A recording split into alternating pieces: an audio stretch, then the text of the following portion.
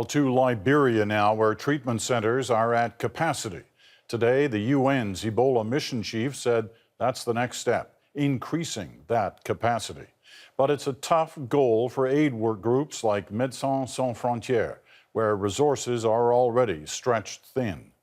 Our senior correspondent, Adrienne Arsenault, visited their operations in Liberia and has our story.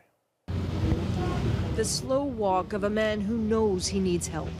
This is the admissions unit of the MSF Ebola Treatment Center in Monrovia. And mornings all start with this. Arriving by ambulance or brought by family, the sick wait to be assessed, admitted, tested. And yes, mothers and their children are among them. All desperately wish for the best, of course, but they are also in line of sight of the worst. Not that far from where the bodies of those who didn't make it are carried out. MSF is still doing so much of the work for Ebola treatment in this country, giving supportive care to try to help those patients build up the strength to fight off the virus. It's the best they can do. Mercifully, there's a steady parade of workers rotating in. Among them, Montrealer Tashin Bremen.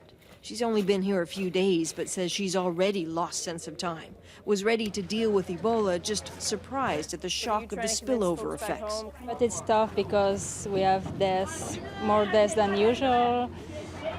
Family being apart, like the parents are dying and the child are alone. So, and then rejected by the community, so it's a bit hard to deal with that. She'll have to pace herself for fatigue and frustration. There is a lot that's frustrating, especially the realities of what it will take to make a real difference.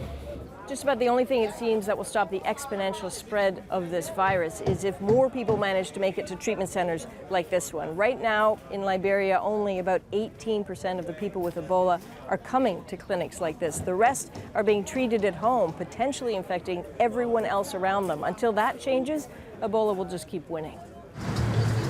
The UN mission for Ebola declared today it wants 70% of all those infected in treatment centers within 60 days.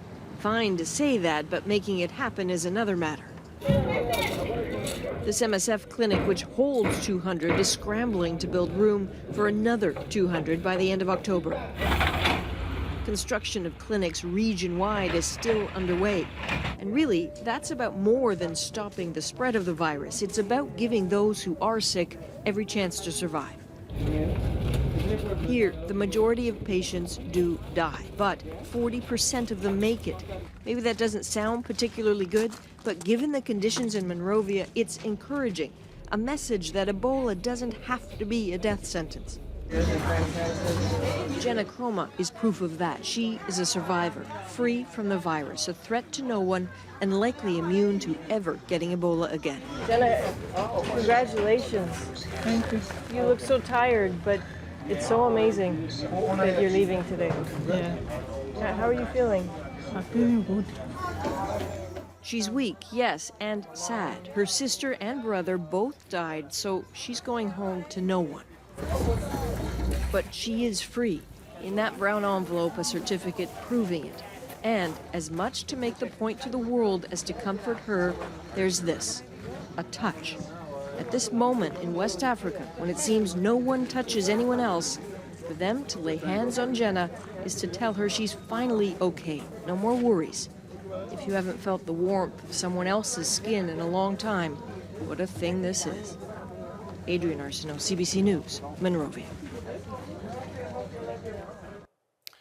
The Prime Minister was asked in the House of Commons today whether Canada would send its disaster assistance response team to West Africa. He said the team's capabilities would not be appropriate for the Ebola mission.